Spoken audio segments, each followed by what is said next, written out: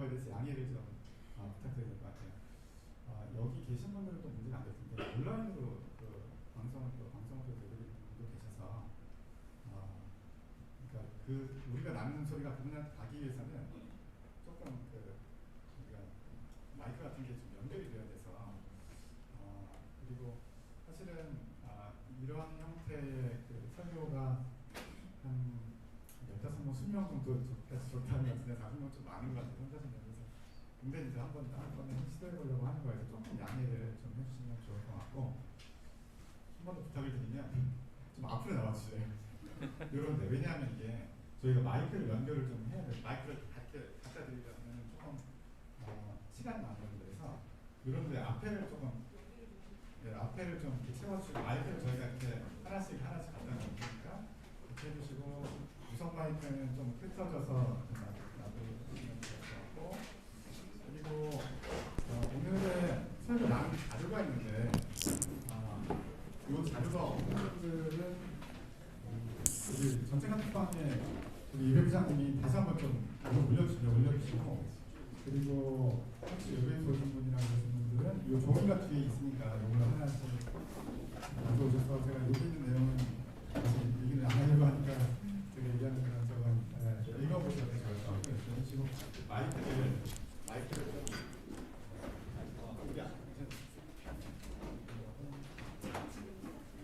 마이크를 좀 그쪽에 하나씩 앞으로 좀 나와주실래요?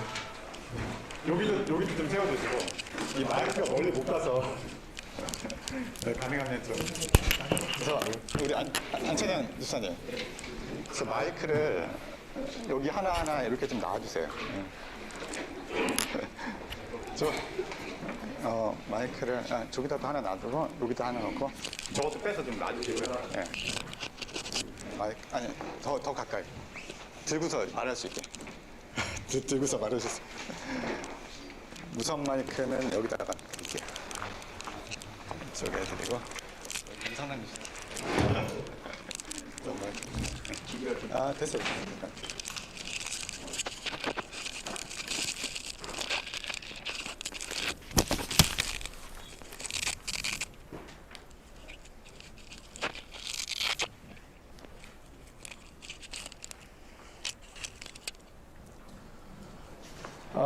그래서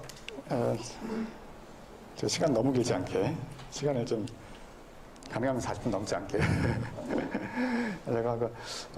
제가 준비하면서 원래 이거 공동체 나눔 설교는 그냥 이렇게 자료만 드리고 그냥 다 같이 그냥 돌아가면서 얘기를 하는 건데 그렇게 하면 너무 좀 어색하실 것 같기도 하고 그래서 약간 절충을 해서 앞에 제가 간단하게 좀 나누고 먼저 가이드 같은 거 좀 드리면서 나누고 그 다음에 돌아가면서 생각을 좀 같이 나누려고 합니다. 제가 나눠드린 자료는 한번 읽어보신 분도 계시고 안 읽어보셨으면 제가 앞에 얘기하는 동안 읽어보시면 될 것 같고 그런 질문들에 대해서 좀 생각해보면서 오늘 설교의 주인공은 우리 모두입니다. 우리 모두가 하나님의 뜻을 깨닫고 또 같이 나누면서 모두가 함께 설교하고 모두가 함께 또 서로 하나님의 뜻을 듣고 하나님의 뜻을 찾아가고 알아가는 그런 우리 모두가 설교하는 시간이라고 보시면 될 것 같고요. 제가 앞에 간단하게 좀 나눌 텐데 그래서 저는 공동체 안에 하나님께서 공동체를 통해서 역사하신다고 믿습니다. 하나님께서 우리 각자에게 개인적으로 말씀하시지만 저에게도 제가 기도하는 가운데 말씀 묵상하는 가운데 저에게도 어떤 깨달음을 주시지만 특별히 교회 안에서는 공동체 안에서는 나의 어떤 하나님의 말씀에 대한 깨달음이 절대적이라고 생각하지 않습니다. 하지 않고 내 뜻과 다르더라도 우리 공동체 전체를 통해서 하나님이 주시는 말씀이 더 하나님 말씀에 가깝다고 생각을 해서 이제 오늘 같은 공동체 나눔 시간이 그런 것들을 좀 시도해보는 시간이 될 수 있을 것 같고요. 성경에 보면 공동체를 통해서 역사하신 하나님의 그런 말씀, 하나님의 음성이 나와 있는 부분들이 좀 있어요. 다음 줘보실래요? 사도행전 15장에 보면 여러분들이 잘 아시는 예루살렘 회의에 대한 얘기가 있습니다. 첫 번째 이방인 교회인 안디옥 교회에서 이제 믿는 자들이 생겨나왔죠. 생겨나와서 예루살렘 교회에서 바나바도 파송하고 바나바가 다소에서 바울도 데려와서 안디옥 교회의 핵심적인 지도자는 바나바와 바울이었죠. 근데 유대에서 이 사람들이 와가지고 너네들이 율법도 지키고 할례도 받아야 된다 이렇게 얘기를 하는 거예요. 그래서 안디옥 교회에서는 좀 약간 좀 충격받죠. 우리가 어떻게 해야 되냐. 그래서 안디옥 교회에서 대표로 바나바와 바울을 예루살렘에 파송을 합니다. 그래서 이제 거기서 논의되는 그런 과정이 이제 우리가 흔히 예루살렘 회의라고 얘기를 하는데, 이것 때문에 이제 사도와 장로들이 의논하러 모였어요. 여러 사람이 들어가면서 얘기를 하고, 그 다음에 베드로가 일어나서 얘기를 하죠. 좀 얘기를 합니다. 그리고 야고보가 대답하면서 이제 얘기를 하면서 정리를 해요. 그래서 모든 율법을 지키고 할례를 받을 필요가 없고, 이제 핵심적인 4가지를 얘기를 하죠. 우상의 제물과 피와 목매어 죽인 것과 음행만 피하면 굳이 할례를 안 받고 모든 율법을 다 지키지 않아도 우리 그리스도인의 믿음의 어떤 공동체 일원으로 이방인들을 받아들이겠다는 결정을 하는데, 근데 이제 이 결론을 뭐라고 얘기를 하냐면, 이렇게 얘기를 하면서 뭐라고 얘기를 하냐면, 성령과 우리는 이 요긴한 것들 외에는 아무 짐도 너에게 지우지 아니하는 것이 옳은 줄 알았느니, 이렇게 표현을 합니다. 그런 공동체 안에서 다양한 생각의 나눔을 통해서 결론을 내린 것을 성령께서 우리 공동체 안에 하신 말씀이라고 받아들이는 거죠. 우리가 한 달에 한 번씩 운영위원회 하죠. 운영위원회 하면서 어떤 내려진 결론을 가지고 운영위원장님이 그렇게 얘기하셔도 될 것 같아요. 성령과 우리는 이렇게 결론을 내렸습니다. 예, 또 한 가지 장면은 다음 적으실까요? 고린도전서 14장 말씀인데, 우리가 특별히 1세기 교회, 예수님이 죽으시고 부활하신 이후에 이제 교회가 생겼는데, 그때부터 100년까지 1세기 교회에 대한 정보가 사실 많지 않은데, 이 고린도전서의 그 1세기 당시 교회의 모습, 특별히 예배의 모습에 대해서 나와 있는 말씀이에요. 그래서 여기 보면은 너희가 모일 때 각각 찬송도 있었고, 가르치는 말씀도 있었고, 또 계시도 있었어요. 계시는 커튼을 젖히다, 이런 이제 언어적인 그런 의미인데, 결국 하나님의 뜻을 깨닫는 거죠. 빛이 들어오면서 하나님의 뜻을 깨닫는 거예요. 방언도 있었고, 방언도 뭐라고 얘기를 하는데, 결국에는 이제 방언에 대한 통역이 있었는데, 결국 이것도 하나님의 뜻을 이제 깨닫는 그러한 과정이라고 볼 수가 있겠고, 예언, 29절에 보면 예언하는 자는 둘이나 셋이나 말하고 이렇게 되어 있는데, 여기에서 예언은 주로는 우리가 예언을 미래를 얘기하는 것보다는 맡길 예금할 때 맡길 예의 말씀하는데, 하나님이 주신 말씀을 얘기하는 거예요. 그러니까 지금으로 치면 설교와 가장 이제 근접한 용어라고 볼 수가 있죠. 예언하는 자는 둘이나 셋이나 말하고, 다른 이들은 그 예언을 분별해라. 올바른 예언인지 아닌지. 그리고 곁에 앉아있는 다른 이에게 계시가 있으면, 계시도 또 이제 하나님의 말씀이죠. 그래서 너희는 다 모든 사람으로 배우게 하고 모든 사람으로 권면을 받게 하기 위하여 하나씩 예언할 수 있느니라. 그렇죠. 그래서 이 고린도서 14장 이 고린도 교회 예배의 모습을 보면, 아마 모인 공동체 사람들이 전부 다 한 명 한 명 돌아가면서 얘기를 나눴던 것 같아요. 그러면서 공동체 안에서 함께 하나님 말씀을 찾아간 거죠. 우리가 이제 결국에는 오늘 제가 본문을 드렸는데, 그 본문을 통해서 하나님 말씀을 우리가 이제 찾아가는 과정을 이 시간을 통해서 할 건데, 간단하게 이제 몇 가지 좀 방법을 조금 나눠보면, 우리가 성경을 해석을 할 때는 기본적으로 성경이 2000년 전 이전에 이제 쓴 기록이니까, 그때 그 상황 속에서 기록된 말씀을 지금 시점에 우리의 상황 속에서 이제 이해를 하고 적용하는 과정이 해석이라고 볼 수가 있어요.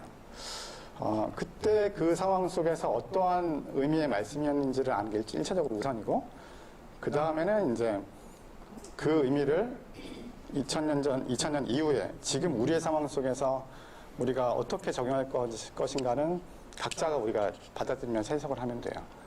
근데 그때 그 상황 속에서 무슨 의미인지는 아는 건 사실 쉽지는 않아요. 쉽지는 않고 몇 가지 그런 공부가 필요한 과정들이죠. 저는 뭐 본문이 기록된 시기라든지 뭐 저자, 독자. 이 오늘 본문은 누가가 기록했다고 보통은 이제 알려져 있죠. 누가가 아마도 누가복음이 보통 80년 정도, AD 80년 정도에 기록이 됐기 때문에 그 이후에 기록됐다고 누가복음의 속편이라고 이제 알려져 있고, 독자는 누가복음하고 이 사도행전 앞부분을 보면 누가복음은 데오빌로 각하자 이렇게 되어 있고, 사도행전 데오빌로에 그래서 아마도 데오빌로에게 쓴 서신이라고 생각이 되는데, 그러면 데오빌로가 누구냐 이에 대해서 또 여러 가지 이제 생각이 있습니다. 데오빌로라는 사람이 어떤 뭐 기독교 공동체 안에 어떤 지도자라고 얘기도 하고, 그리고 누가가 사도행전을 보면 여기저기 다니잖아요. 누가를 여기저기 다닐 때 이렇게 후원해줬던 후원자다 이렇게 얘기를 하기도 하고, 한편으로는 데오빌로 영어로는 티오필러스인데 티오필러스인데 테오가 하나님이죠. 하나님. 필로스는 사랑하는 거예요. 사랑하는 거.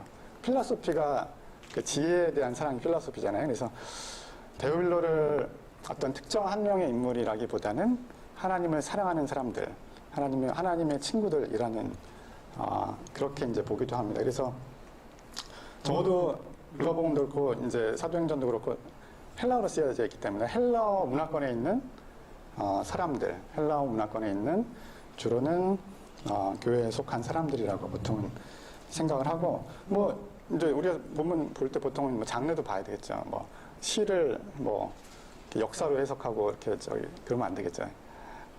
뭐 이거는 이제 사도행전은 뭐 산문이죠. 신학의 산문인데 역사라고 볼 수가 있겠는데, 우리가 흔히 생각하는 어떤 확실한 증거가 있는 역사라기보다는 어떤 고백적인 역사, 고백적인 기록이라고 이제 봐야 되겠고, 그 다음에 본문을 볼 때 여러 가지 본문 안에 있는 어떤 문법이라든지 단어의 의미나 이런 거를 또 조금 이제 알아야 되죠. 알면 또 이해하는데 그 상황을 좀 이해하는 데 도움이 되죠. 그래서 오늘 본문에도 뭐 그들은 사도에 가르치면 그들이 과연 누구인가 이런 고민할 수가 있고, 그리고 이제 45절에 보면 뭐 재산과 소유물을 팔아 각 사람에게 필요한 대로 나눠, 각 사람이 누구일까 그런 이제 생각을 할 수도 있겠죠. 그리고 우리 이제 개정 성경에는 조금 애매하게 나왔는데, 제가 요 설교 자료에도 넣었지만 힘쓴다라는 표현이 이제 아주 열심히 이제 노력하는 거죠. 전념하는 거, 노력하는 건데, 우리 개역 개정에는 기도하는 일에만 힘썼다라고 그렇게 이제 이해가 되는데, 실제로 이제 그 본문 그 원문에 보면은 똑같이 가르침에도 힘쓰고, 똑같이 교제에도 힘쓰고, 떡을 떼는 일에도 힘쓰고, 기도하는 일에도 힘쓰고, 똑같이 그렇게 나오죠. 그런 것들을 조금 보면 도움이 될 것 같고, 그리고 뭐 그죠? 교제, 그럼 뭐 42절에 나와 있는 교제가 무슨 의미일까 이렇게 또 우리가 생각을 해볼 수도 있는데, 원어에는 보면 그 교제 이렇게 그 정관사가 거기에 가르침도 그 가르침, 그 교제, 그 땅을 떼는 것, 그 기도 이렇게 표현이 이제 기록이 되는데, 그래서 그 당시 그 말씀을 듣는 사람은 그거 딱 보면 뭔지 아는, 그 교제가 뭔지. 그래서 제가 이 자료에도 보면은 그 교제가 이제 코이노니아. 근데 44절에 통용하고, 통용이라는 의미가 코이나라는 의미인데, 코이나라는 용어가 사용됐는데, 그래서 보통 이제 학자들은 그 교제가 44절, 45절에 어떤 유무상통하는 그런 예루살렘 교회의 모습을 아마도 얘기한 거다, 이렇게 이제 설명을 이제 하고 있습니다. 그리고 그리고 우리가 이제 말씀을 이해할 때 또 우리가 이제 또 문화적인 상황을 또 조금 이해할 필요가 있는데, 두 가지만 조금 나눠보면, 첫 번째는, 그 1세기 이 부분이 기록될 당시에 어떤 경제 상황, 어떤 가난의 그런 상태가 지금의 우리가 생각하는 거하고는 훨씬 달랐다. 그 상황을 조금 이해하면 도움이 될 것 같아요. 제가 찾아보니까 우리 한국 사회의 최저 생계비 이하인 비율이 10% 정도로 보더라고요. 10%. 근데 이 로마 제국의 가난 문제를 연구한 많은 학자들이 있고, 뭐 신약 학회지 이런 데도 많이 발표를 하고 하는데, 대체로 이제 그분들의 견해는 뭐냐면은 지금의 가난과는 차원이 다른 가난이었다. 그 당시에는 최저 생계비 정도 또는 그 이하로 살았던 사람이 로마 제국 전체 인구의 90%였다고 이제 보는 거죠. 예수님도 가난에 대해서 또는 가난의 얘기를 많이 하잖아요, 그죠? 뭐 가난한 자에게 복이 있나니? 라는 그런 말씀도 하고, 이제 뭐 천국이 뭐 가난한 자의 것이다 이렇게 얘기도 하고, 한편으로는 부자에 대해서 책망하기도 하고, 가난 하나님과 재물을 겸하여 섬길 수 없다 이렇게 얘기도 하고, 그리고 마태복음에도 보면은 예수님이 산상수훈에서도 너희는 오늘 뭐 내일 무엇을 먹을까 염려하지 말라. 내일 염려는 내일 족하니 하나님을 의지해라 이런 말씀들이 나오는데, 실제로 그 당시에는 다 내일 뭘 먹을지를 염려를 하는 사람들이었다는 거죠. 그러니까 지금의 우리 상황하고는 차원이 다른 그런 가난의 상태였고, 그 당시가 포도원 비유에서도 예수님이 그 포도원 비유에서도 5시 왔는데도 하루씩 임금을 주잖아요. 이거 안 주면은 내일 애들도 그렇고 먹을 게 없으면 안 되니까 아마도 예수님이 주지 않았을까 생각을 하는 거죠. 그 다음에 또 한 가지 그 당시에 이제 문화적 배경 중에 하나는, 여기 보면 사실 사도행전 2장에 보면은 재산과 소유물을 팔아 각 사람에게 필요한 대로 나눠줬다. 모두 함께 모여 모든 물건을 함께 쓰며. 이게 어떻게 가능하지 좀 의문이 들죠. 그 당시 상황은 예수님의 어떤 임박한 재림에 대한 기대가 있었어요. 임박한 재림. 요 사도행전 말씀에도 사도행전에도 예수님이 부활하시고 그러니까 승천하시는 장면이 나오고, 너희가 본대로 곧 올 거다 이렇게 얘기를 하고, 또 곧 올 거다 이런 말씀이 뭐 사도행전 3장에도 있고, 사도 바울도 데살로니가전서에 보면은 사도 바울의 당대에 예수님이 올 거라고 생각을 했어요. 많은 그 신자들한테도 그렇게 가르쳤고. 그러니까 어차피 이제 예수님이 곧 오시는 거야. 곧 오시는 거니까 사실은 그렇다면은 재물을 많이 쌓아두고 이렇게 뭐 집을 여러 채 갖고 이렇게 할 이유가 없는 거죠. 땅 여러 가지. 그러니까 그런 상황, 임박한 재림에 대한 기대가 그 당시 교인들에 대한 있었다. 요거를 조금 이렇게 참고로 하시면 좋을 것 같고요. 사실은 그 당시 그때 그 상황 속에서 어떤 말씀이었는지를 이해하는 건 좀 쉽진 않아요. 이제 조금 공부를 해야 되는 부분이. 근데 한편으로는 이런 내용들을 이해하면 이것을 지금 우리의 상황 속에서 어떻게 적용할지는 여러분들이 각자 하시면 되는 거예요. 독자가 여러분들의 어떤 개인적인 삶의 여정, 다양한 경험들을 가지고 여러분이 갖고 있는 그런 모든 사람, 저를 포함해 모든 사람이 갖고 있는 안경이 있어요. 그 안경을 가지고 세상을 보잖아요. 선입관이 있는데 그거를 부정할 수가 없어요. 그래서 성경 해석은 여러분들 개인적으로 그 말씀을 지금 상황에서 어떻게 받아들일지를 정하고 얼마든지 얘기를 할 수가 있고, 그거를 누가 틀렸다고 할 수가 없어요. 그래서 오늘은 사실 그런 부분들을 주로 나누는 시간이 될 것 같은데, 자신있게 얼마든지 얘기를 하셔도 됩니다. 그 다음에, 이거 생각이 길어지는 짧게. 그 다음에, 본문에 대해서 제가 궁금했던 것 중에서, 예루살렘 교인들은 모두 공동생활을 했나? 제가 본문 보면서 조금 궁금했는데, 믿는 모든 사람들이 모두 함께 모여 모든 물건을 함께 쓰면 이렇게 나왔잖아요. 그래서 근데 실제로 그렇지는 않았다는 거죠. 46절에 보면 집집마다 집집마다 빵을 떼면서 기쁨과 순수한 마음으로 음식을 나눠 먹었다. 집이 있었던 거죠. 그러니까 일부는 아마 공동생활을 했을 것 같고 일부는 집이 있었다. 그 다음에 예루살렘 교회에서는 사회재산을 인정하지 않았는가? 궁금하더라고요. 한번 좀 찾아봤더니 사실 아나니아와 삽비라가 죽잖아요, 그죠? 죽는데 죽은 이유가 뭐 재산을 뭐 조금 내놔서 죽었다기보다는 속인 거죠, 속인 거.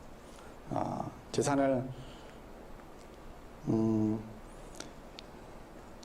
조금 내놨는데 다 내놨다고 이제 거짓말을 해서 그래서 이제 죽은 거거든요. 사도행전 5장 4절에 보면 땅이 그대로 있을 때에는 내 땅이 아니며 판후에도 내 마음대로 할 수가 없더냐. 어찌하여 이 일을 내 마음에 두었냐. 사람에게 거짓말을 한 것이 아니요 하나님께로다. 이렇게 얘기하면서 이제 하나님 삽비라가 죽거든요. 이제 본문 이 기자도 인정을 하는 거죠. 내 땅이고 내 마음대로 할 수 있다. 그러니까 사유재산을 부정하지는 않았다고 이제 생각이 되고. 그 다음에 다음.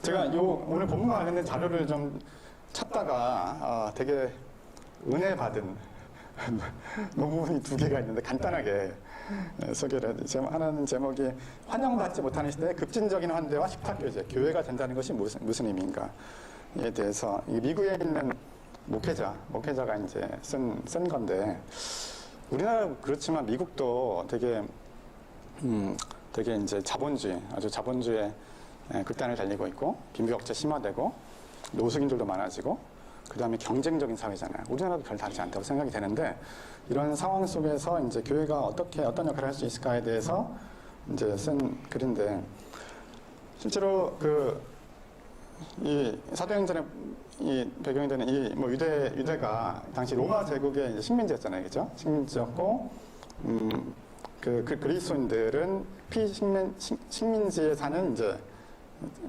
피식민지 주민들이었고 그 다음에 한편으로는 주류 종교가 유대교였어요. 유대교인데 근데 기독교를 믿어요.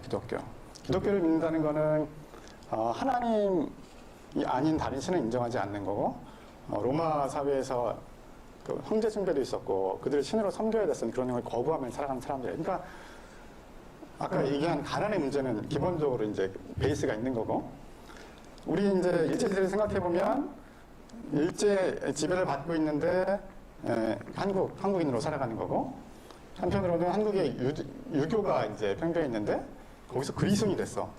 그래서 제사를 안 지내. 얼마나 핍박이 많았겠어요, 그죠? 그러니까 그 당시 이 사도행전 배경에 있는 그 그리스도인들 로마 제국에서 유대교가 주류 종교인데 그리스도인 살아가는 사람이 상당히 힘든 사람들이었던 거예요. 경제적으로 당연히 힘들고 사회적으로 배제가 되고 차별받고 그런 사람들이었죠. 한편으로는 그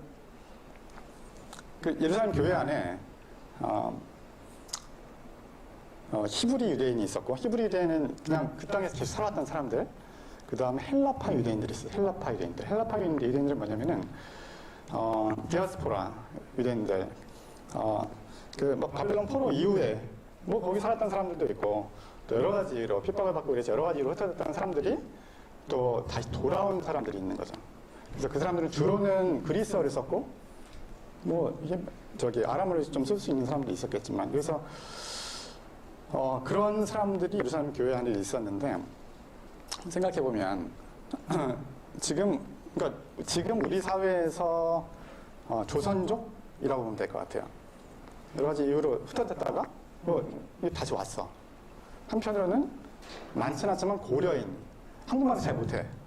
한국에 어떤 뿌리가 있는데 한국말을 잘 못해. 그런 사람들이 이제 예루살렘 교회 안에 어떤 것 사실 조선족 교회 따로 있잖아요, 그죠? 일반 교회에서 조선족들을 얼마나 환대해 주는지는 잘 모르겠어요. 덜어 있긴 있는 것 같아요. 근데 이분들이 그 당시 상황이 교회에 갔더니 내가 정말 먹고 살기 힘들어.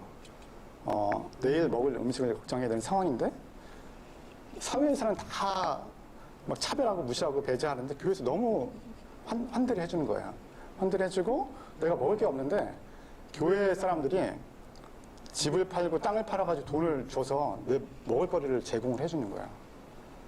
이거는 엄청난 일들인 거죠. 그 사람들, 이 사람들은 뭐 하는 사람들이지? 이 그리스도인 사람들은 뭐지? 이런, 그런 충격에 빠지는 거죠. 그러면서 이제 그런 아마 소문이 주변에 났던 것 같고, 그러니까, 그래서 환영받지 못하는 시대에 급진적인 환대, 그야말로 급진적 환대를 교회가 이제 한 사례고, 또 한 가지는,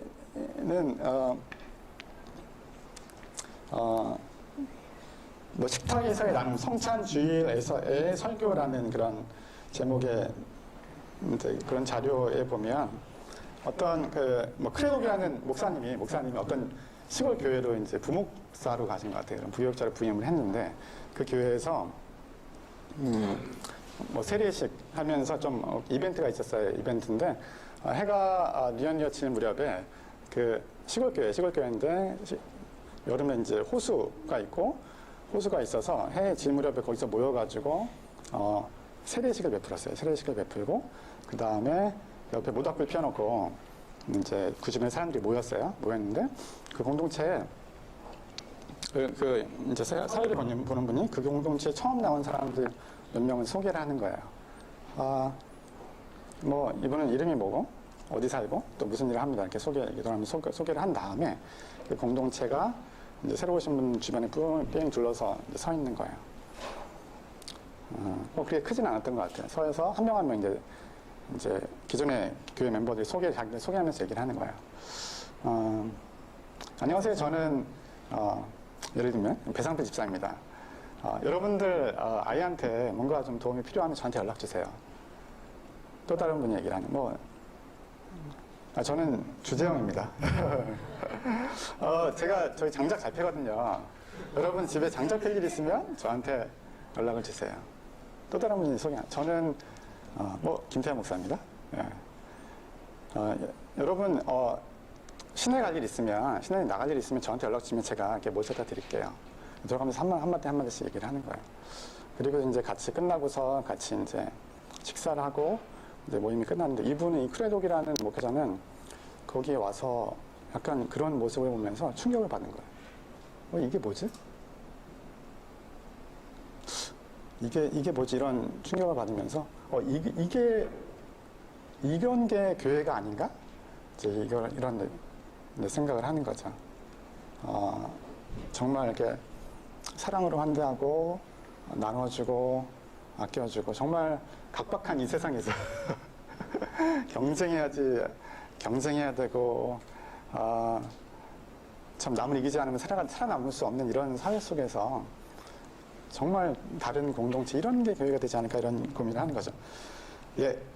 일단은 제가 말을 너무 많이 했는데 그래서 여러분들 사실 아마 본문 다 읽어보셨을 것 같고 질문 제가 몇 개를 썼는데 그냥 본문만 드리면 여러분 난감하실 것 같아서 한번 써본 거고 그냥 자연스럽게 얘기를 한번 해봐도 될 것 같아요. 뭐 아무거나 얘기하셔도 돼요. 본문을 보며 드는 생각도 좋고 질문에 대해 얘기를 하셔도 되고 사실 오늘의 이 이제 나눔 설교 이런 과정 하나님께서 인도하신다고 생각을 하고 저기 3,000%로 빠져도 괜찮습니다. 다른 분이 얘기하다가 바로바로 들어오셔도 괜찮고 그래서 한번 좀 시간 될 때까지 같이 한번 나눠보면 좋을 것 같아요. 그래서 얘기하실 때는 마이크를 켜시고 하시면 되고 우리 찬희 목사님이 무선 마이크를 좀 왔다 갔다 해주셔야 돼요. 여기.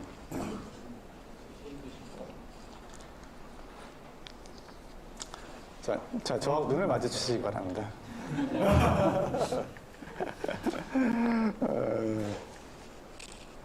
우리 최정욱 사장님이 앞에 마이크가 있어가지고 먼저 간단히 얘기를 해주셔도 될 것 같고 그냥 저렇게 얘기하셔도 되고 사실 이제 길게 얘기 안 하셔도 돼요.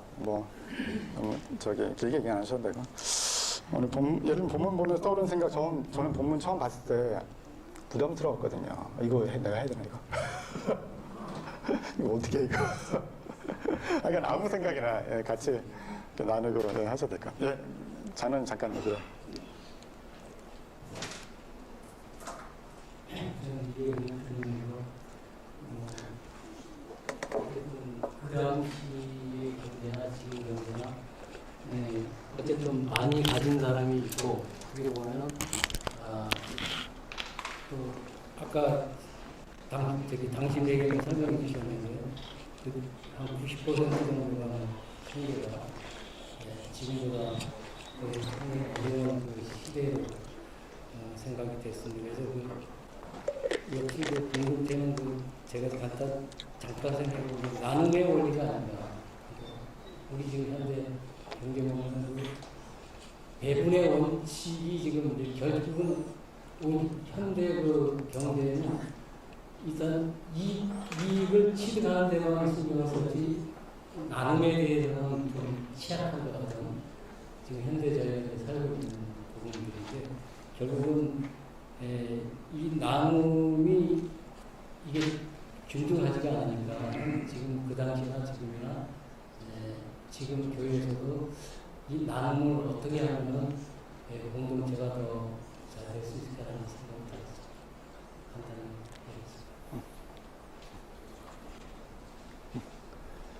해보겠습니다. 자네님이 듣고 싶은 분한테 드려도 돼요.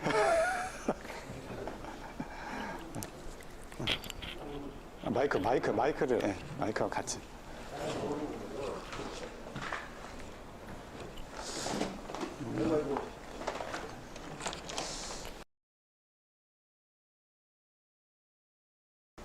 이번 질문에 답하라는 거죠? 뭐 상관없어요.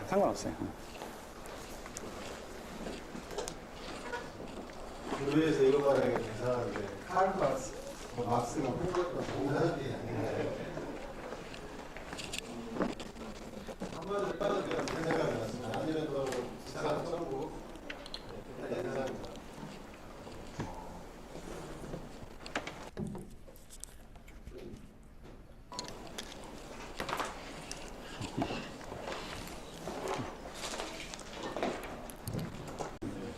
어떤 사람에게는 그게 천국이 있지만 어떤 사람에게는 지옥이 있고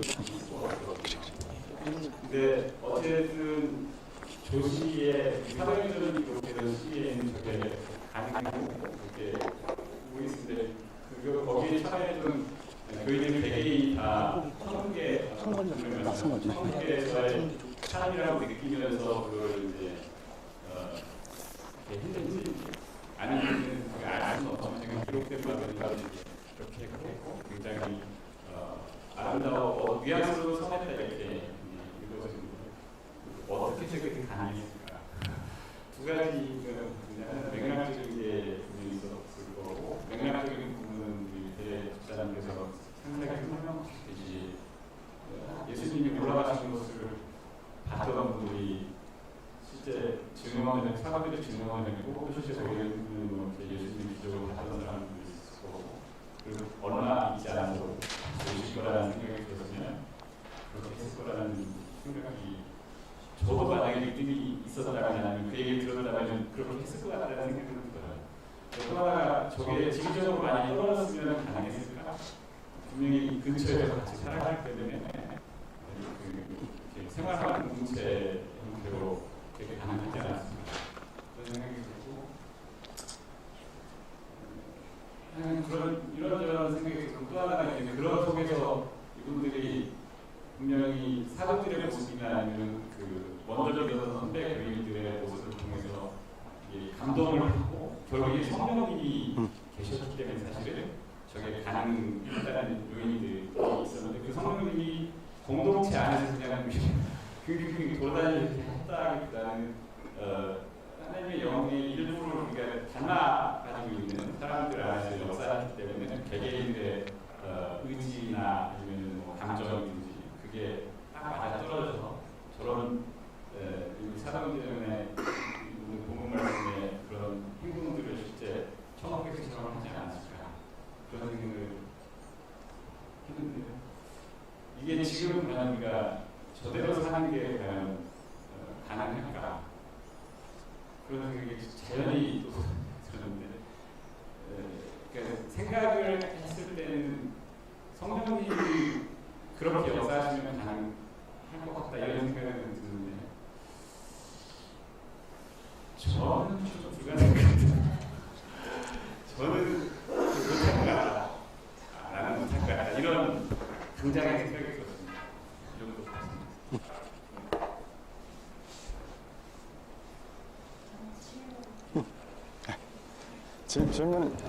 질문을 저한테 하시기보다 얘기하시면 자연스럽게 얘기하시고요. 같이 얘기를 하죠. 저한테 질문은 네.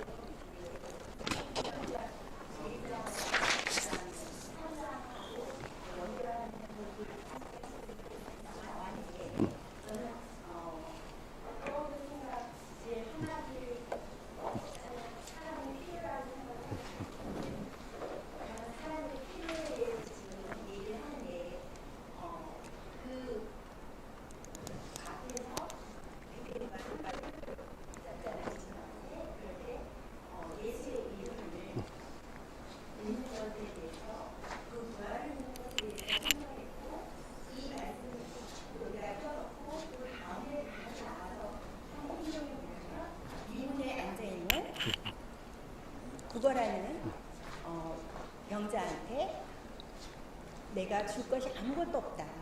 근데 예수의 이름으로 일어나 걸어라 이렇게 얘기를 했거든요. 그렇다면 사람의 필요가 뭘까? 그리고 예수님도 분명히 말씀하실 때 떡이 너희가 나를 쫓는 이유가 먹고 배불러서 나를 쫓는다. 근데 그렇게 쫓아서는 안 된다. 이렇게 말씀하셨고 가룟 유다가 향유와 옥합을 버리는 여인에게 그것을 팔아서 가난한 자에게 주었으면 얼마나 좋겠냐 했을 때 예수님이 정말 가난한 자는 너희가 항상 없는데 그 여인에게 정말 착한 일을 했다 이렇게 얘기를 하셨다면 이 말씀이 과연 정말 먹고 마시는 그 하나님 나라는 분명히 로마서 14장에도 먹고 마시는 것이 있지 않다 이렇게 말씀하셨는데 단순하게 먹고 마시는 문제에 이것을 포커스를 맞추는 게 맞는가 저는 그 생각이 좀 들어서 말씀드렸습니다. 네, 좋은 말씀 감사합니다.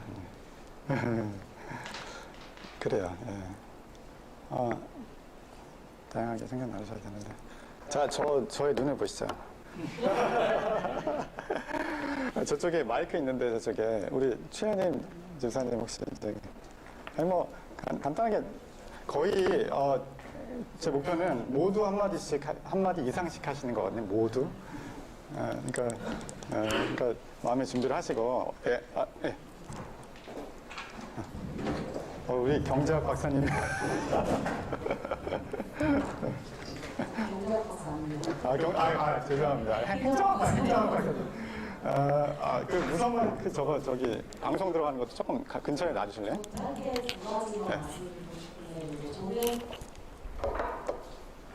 경제적으로 공평성이 점점 확대되고 있으니까 현대사회에도 이 말씀 그대로 우리가 뭔가 깨닫고 고쳐야 될 점에 대해서 분명히 다 두는 가치가 있다고 생각합니다. 근데 이제 저 말씀을 읽고 첫 번째 질문에 대답할 때 저한테 한 가지 사실은 재림임박이었어요. 재림임박이라는 사원은 현재 우리 상황하고 너무 다르니까. 맞아요. 그런데 거기서 한 발을 더 나와서 두 번째 생각으로 그렇다면 재림임박이라고 생각했을 때 저는 가능하고 재림임박 아니라고 생각하는 현재는 왜 내가 그걸 불가능하다고 생각할까? 재림임박이 과연 의미하는 것이 무엇일까 생각해봤을 때 우리가 우리의 소망을 지금 살고 있는 사회에 많이 두는지 아니면 우리가 갈 이후에 하나님 계신 사회에 많이 두는지 그게 재림임박이 의미하는 바인 것 같아요. 그러니까 마음을 하나님한테 뒀을 때는 내 걸 다 내줘도 괜찮은데 내가 지금 살고 있는 사회에 더 포커스를 두면은 내 거를 내줄 수가 없단 말이죠. 그래서 이제 이렇게 아주 극단적으로 제 거를 다 내준다 이런 거는 저도 뭐 물론 가진 거 없습니다만 작은 것도 가진 거 별로 없습니다. 가진 거 이렇게 다 내놓을 수가 없어요. 하지만 우리가 소망을 더 천국과 하나님 나라에 둔다면은 원래 가지고 있던 마음보다 좀 더 이제 구제 사역에 더 줄 수 있는 그런 마음이 생기지 않을까. 그런 의도로 오늘 설교자께서 가져오시지 않았을까 한번 생각해봤습니다.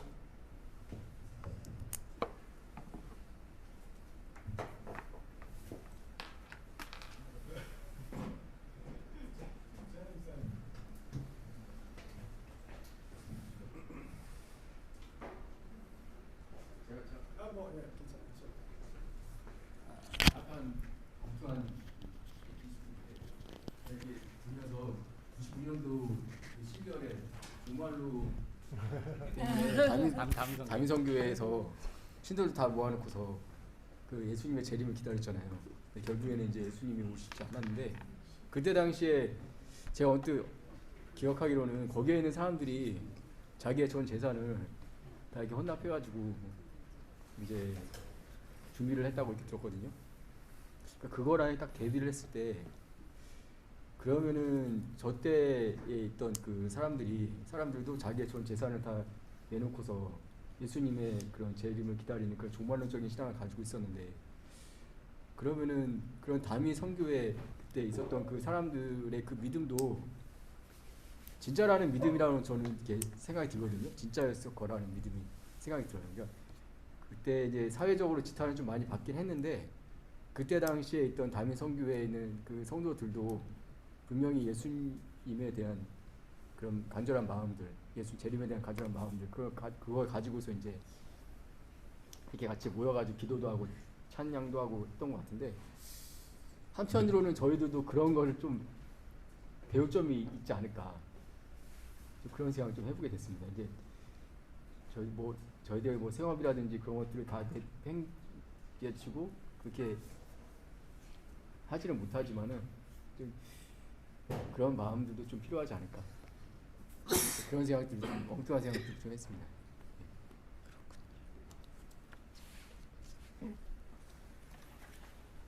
저는 초대교회를 키워드로 요약하자면 겸손과 교제로 볼 수 있다는 어떤 예전에 그런 설교를 들은 적이 있어요. 근데 여기서의 겸손은 그 사도 바울이 고린도전서인가 15장 10절에서 고백한 나의 나된 것은 오로지 주님의 은혜다 라는 고백으로 시작을 해서 내가 가진 것, 내가 가지고 있는 능력, 나의 어떤 여유 이런 것들이 모두 주님에게서 온 것이기 때문에 우리 공동체 안의 결핍을 그것을 가지고 적극적으로 채우는 것, 그것이 초대교회가 아니었나 싶어요. 여기서는 먹는 거, 재정으로 이렇게 표현을 했는데 지금 뭐 그때는 절대 빈곤이 90% 정도였지만 지금은 10% 이하잖아요. 근데 그때는 먹을 것이 절대적으로 필요했고 그래서 식탁 규제를 많이 했었다면 지금은 뭐 빈부격차나 정서적인 그런 문제가 되게 많은 것 같아요. 그래서 내가 가지고 있는 어떤 은혜나 뭐 재정적인 것이 될 수도 있겠지만 시간적인 여유나 아니 내가 가지고 있는 것이 이런 것들을 필요로 하는 사람들에게 적극적으로 나눠주는 것, 그것이 정말 좋은 공동체가 아닌가. 그것을 이렇게 나의 것으로 자만하지 않고 적극적으로 필요한 사람 찾아서 나눠주는 것, 그것이 필요할 것 같고요.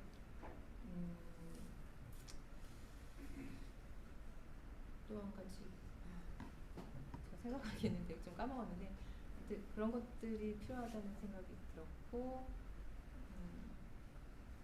근데 제가 여기서 이렇게 초대교회에서 모든 것들을 나눠주고 이런 것들은 참 많은 욕심들과 싸워야 되는 그런 성숙한 단계인 것 같아요. 그러니까 이렇게 예전에 교회 생활 할 때 우리 소그룹에서 되게 돈을 잘 버시는 분이 계셨는데 자기가 11조를 내고 자기는 아마 상위 1%를 낼 것이다 그렇게 장담을 하시면서 자꾸 마음속에서 못 내는 사람을 무시하게 되는 마음이 자꾸 생기는 거예요. 자기도 모르게 안 그러고 싶은데 우리 교회는 나로 인해서 돌아가지 이런 생각을 자꾸 하게 되고 그런 생각으로 많이 싸운다고 그러시더라고요. 근데 과연 여기서 우리가 자유할 수 있을까? 못 내는 사람은 또 자유할 수 있을까? 이런 또 고민도 필요할 것 같다는 생각을 해봤습니다. 정현배랑 옆에 계신 정현배님들 말씀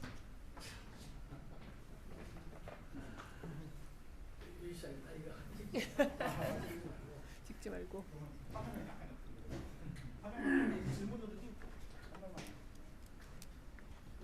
나는 대주선 말로 안 하려 했는데 말로 하라. 글쎄요. 저는 그렇게 생각을 해요. 우리가 이 성경을 저는 뭐 자주 보는 사람도 아니고 뭐 성경 66권을 뭐 대독한 사람도 아니고 뭐 필독을 한 사람도 아닌데 우리 현 사회에서 이렇게 가만히 뭔가를 생각해 보면요.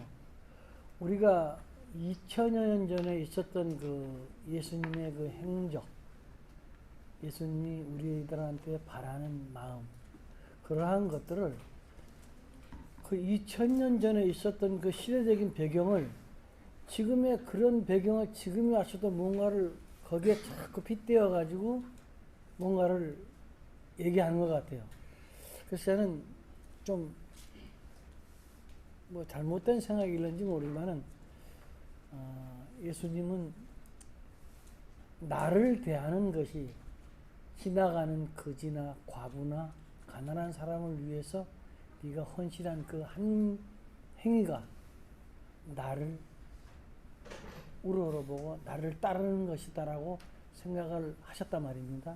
그럼 우리가 뭔가를 하기 위해서 이렇게 할 것이 아니라 우리가 지나가면서 아니면 또 스치면서 그러한 모든 것들이 있을 때 2000년 전에 있었던 그런 거를 생각하지 말고 현 사회에서 우리가 어떻게 해야 될 것인가. 심령이 가난한 자는 복이 있다고 말씀을 하셨는데 과연 그 말씀의 그 의도가 무엇인가. 그거를 우리가 자꾸 마음에 새기면서 거기에 대한 그 배경을 우리가 실천하고 알아가려고 노력하는 게 우리가 꿈꾸는 교회의 모습이 아닌가 나는 이리 생각합니다. 이상입니다.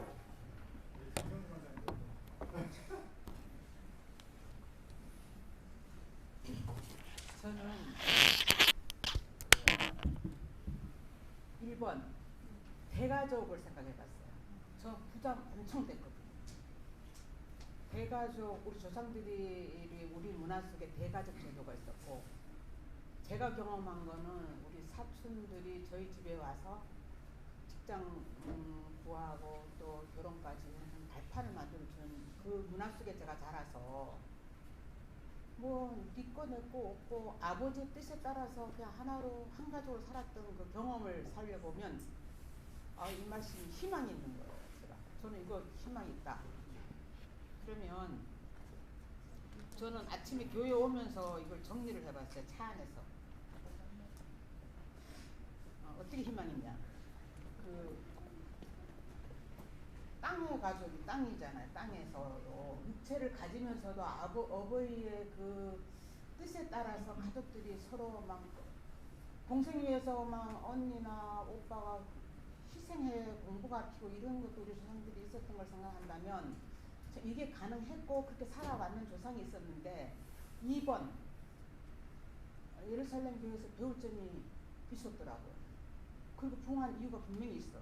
우리는 육체로 사는 게 아니고 하늘의 사람이잖아요. 하늘로 사는데 그 여기 2장 전체를 이렇게 읽어보니까 하늘의 아버지의 중심으로 그 하나님의 뜻이 반영된 모습이 오늘의 본문의 결과로 나타나는 거더라고요.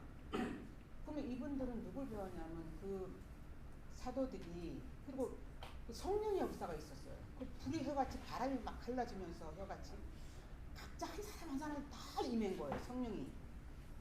그러더니 그 세상의 육체의 말이 아닌 성령 영의 말을 하기 시작한 거죠. 그러니까 이게 세상으로는 이해 못하는 신비한 일들이 일어난 거예요. 그러면서 바로 거기에서 예수 그리스도 부활 그것을 받아들이게 된 거죠. 그래서 나는 희망이 있다. 어떻게 왜 희망이 있게 되느냐. 부활을 경험했거나 부활을 꿈을 꾸는 사람들이라면 바로 저를 나는 꿈꿀 것 같아요. 그리고 저는 우리 교회가 얼마나 좋은지 몰라. 난 참 교회가 좋은 게 내가 꿈꾸는 교회의 모습이 우리 교회에서 저는 봤어요. 그냥 4시간 들여서 뭐 정말 이렇게 누군가의 도움 필요한 자에 도와주는 걸 제가 보고 너무 감동을 했어요. 저는 못하지만. 그래서 제가 5번 꿈을 꿔봅니다. 저 4번이죠. 저나 또 우리 언덕 공동체가 우리 가족 공동체가 조상을 그렇게 이런 걸 경험한 바가 있었으니까 저와 우리 언덕 공동체가 그것도 또 뭐냐면 2장 3절에서 4절이 굉장히 이렇게 굉장히 2장 3절에서 4절 말씀이 저 힘이 되더라고요. 이 가족 한 사람 한 사람부터 해서 모은 데에 이르기까지 다 하나님의 그 영으로 말씀으로 그냥 신비하게 다 하나 됐대요. 그리고 우리는 아까 우리 기도했듯이 지진 난 사람들 뭐 화산 폭발 기도했잖아요. 이게 하나님의 영이면 가능하죠. 하나님에 산다면은. 그래서 저나 우리 언덕공동체가 좀 확장되어지는 올 한 해가 되게 이게 당연히 된다. 예, 하나님의 영이 앞서서 일하십니다. 그래서 저는 기대해보고 소원해보고 싶습니다.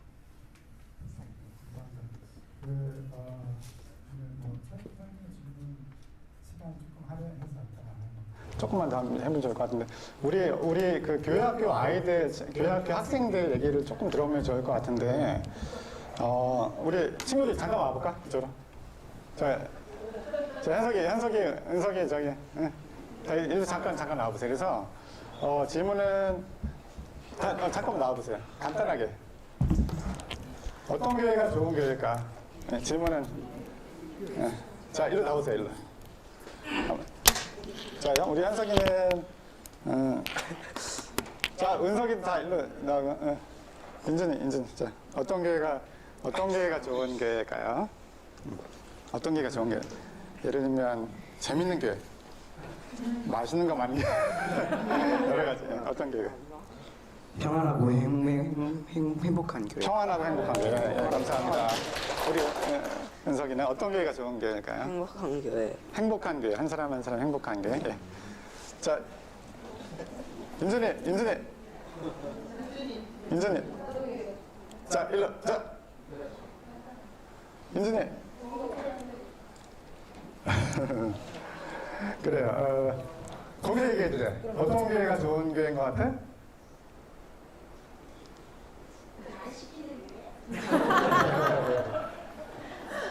그래요. 네. 조금 생각해서 얘기해 줘도 되고.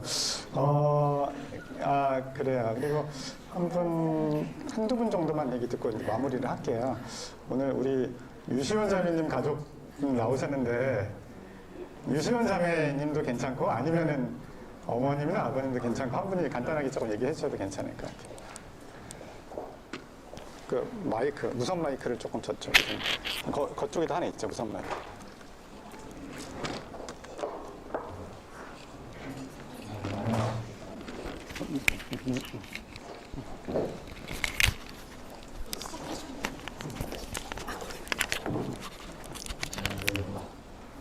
유시원이 아까 이상하게 저는 광주 한뜻교회에 장로를 수고하고 있습니다.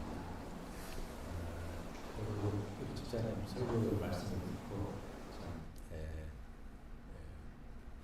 많은 생각을 하게 된 계기가 되네요. 제 질문들 중에 이번에 예루살렘 교회에서 부흥한 이유가 무엇일까에 대해서 제 나름대로 이 시간에 잠깐 떠오른 생각들을 말씀드릴게요. 사도행전 오늘 본문에 마지막 47절에 보면 예루살렘 교인들이 이러저러한 행동을 하고 이렇게 해서 결국 모든 사람들한테 페이버, 호감을 갖고 항상 좋아하는 모습으로 모든 교인들이 실제 생활을 했다. 그런 내용이 나오고 마지막에 47절에 그랬더니 예루살렘 교회가 부흥을 했는데 부흥한 이유가 교인들이 열심히 전도를 하고 무슨 행사를 하고 막 이렇게 뭘 해서가 아니고 자연스럽게 그런 생활들을 일상을 함으로 해서 주님이 우리에게 가르친 대로 실제 생활을 하고 행동을 했더니 모든 사람들이 그걸 좋게 보고 그랬다는 것에 기반해서 결국은 교회를 부흥시킨 것은 47절에 보면 하나님이 부흥을 시켜주셨다. 하나님께서 구원받아야 할 자를 더해 주셨다. 라는 게 저는 핵심이라고 생각이 듭니다.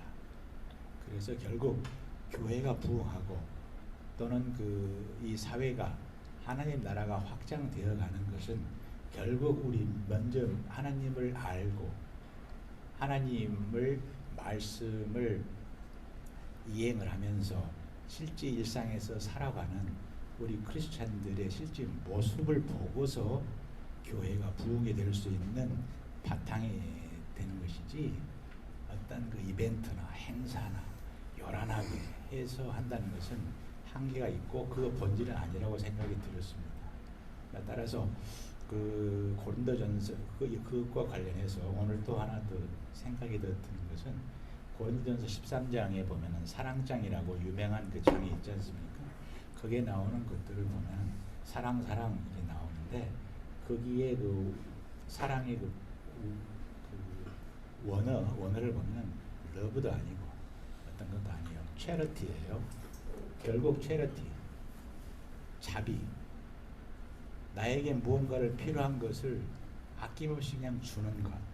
이것이 사랑의 본질이라고 고린도전서 13장에서 처음부터 끝까지 체러티를 합니다.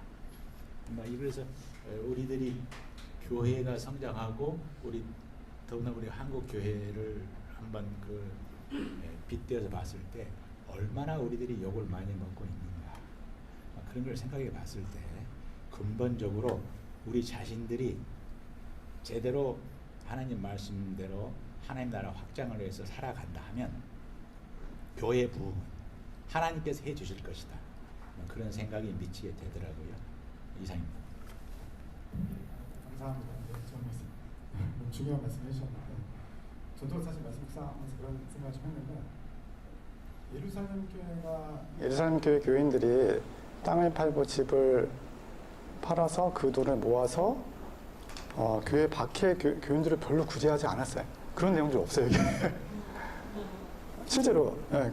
그리고 보니까 바울이 선교에서 공동체 많이 세웠는데 거기도 그런 얘기가 별로 없어요. 그들이 그런 건 있어요. 예루살렘 지역에 기근이 나면서 사도 바울이 세운 안디옥교회나 다른 교회들에서 돈을 모아서 예루살렘 교회를 도와준 건 있지만 교회 밖의 성도들을 도와준 기록은 별로 없어요. 그러니까 적어도 여기서 이제 예루살렘 교회가 부흥한 거는 예루살렘 지역에 있는 교회 밖에 다른 사람들이 도움을 받아서 물론 이제 나중에 교회사에서는 그런 일이 많이 있었지만 적어도 이 사도행전 이 본문에서는 예루살렘 교회 공동체 안에 어떤 그 변혁적인 모습, 정말 서로 사랑하는 모습, 정말 그 하늘을 그런 사는 마음으로 서로 나누고 섬기고 사랑하는 이런 모습들을 보면서 저거는 뭔가 다르다, 저거는 뭔가 있다, 아마 이런 생각 때문에 사람들이 몰려들지 않았을까. 예. 그래요. 이런 생각을 했습니다. 혹시 더 나누고 싶은 분이 있으실까요? 그러면 여기까지 하고 제가 잠깐 기도하고 마무리하겠습니다. 하나님 감사합니다. 사도행전 말씀을 통해서 또 예루살렘 교회의 모습을 통해서 참된 교회란 어떤 것인지 또 이 시대에 언덕교회가 어떻게 나아갈지에 대해서 또 한번 여러 가지 생각을 해보는 시간이었습니다. 하나님, 이미 언덕교회가 너무나 훌륭하고 너무나 아름답고 너무나 귀한 자랑할 만한 그런 교회이지만 우리가 하나님 앞에서 또 주님을 다시 만날 그날에 언덕교회를 위해서 언덕교회의 어떤 새로움을 위해서 할 수 있는 것들이 어떤 것들이 있는지 또 조금 생각해보고 하나님 마음에 더 합당한 교회로 언덕교회가 조금씩 세워져 나갈 수 있도록 주님이 도와주시고 하나님 그래서 예루살렘 교회가 세상 사람들에게 칭찬을 받고 믿는 자들이 날마다 구원 받는 사람들이 되어있던 것처럼 언덕교회 안에도 그러한 부흥의 역사가 또 있을 수 있도록 주님께서 또 성령께서 일하여 주시길 간절히 기도합니다. 감사드리며 예수님을 기도합니다. 아멘.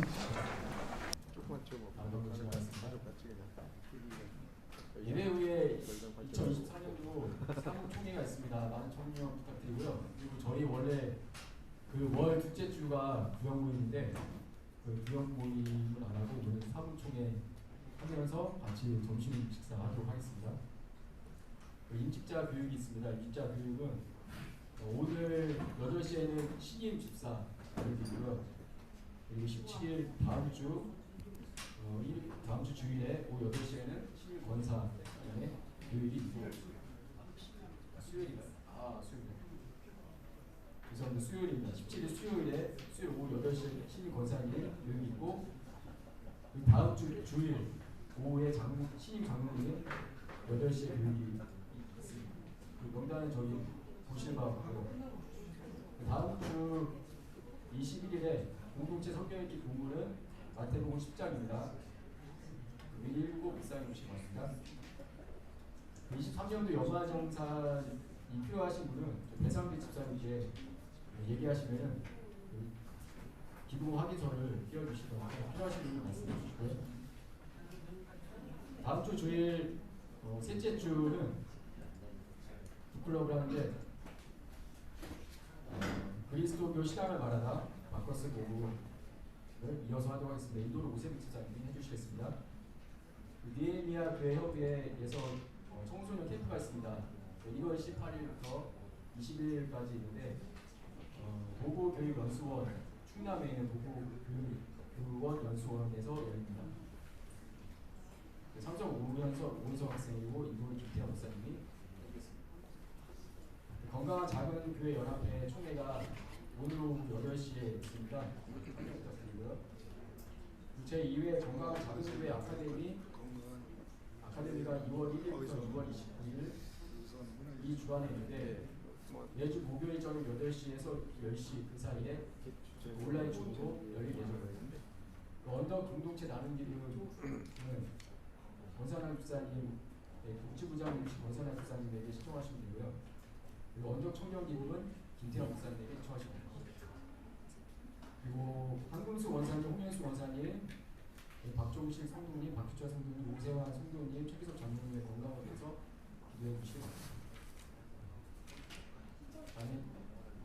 신청서. 부서 신청서가 있는데 그 부서 신청서가 아직 작성을 안 해주셔가지고 시청해 주시고